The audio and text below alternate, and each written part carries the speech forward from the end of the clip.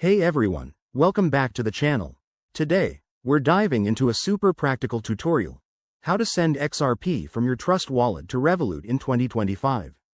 If you're into crypto and want to move your XRP seamlessly, this guide is for you.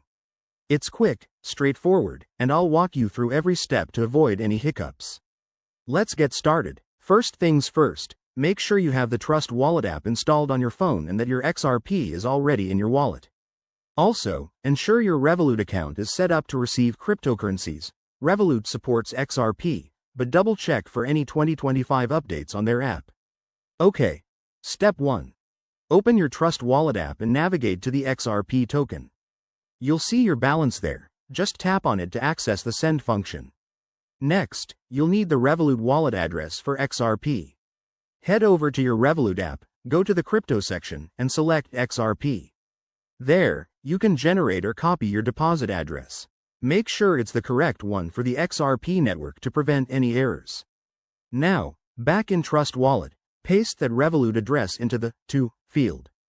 Double-check the address to avoid sending to the wrong place. That's crucial because crypto transactions are irreversible. Then, enter the amount of XRP you want to send. Remember, there might be network fees, so factor those in. In 2025, the XRP network is even faster, but fees can still vary. Once everything looks good, hit the Send button and confirm the transaction with your wallet's security features, like Face ID or a PIN.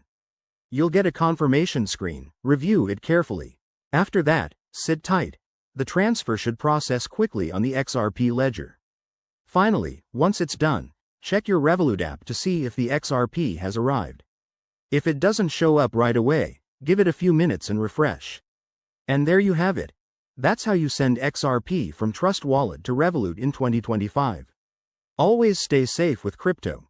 Use secure connections and never share your private keys. If you found this helpful, hit that like button and subscribe for more tips. Thanks for watching, and see you next time.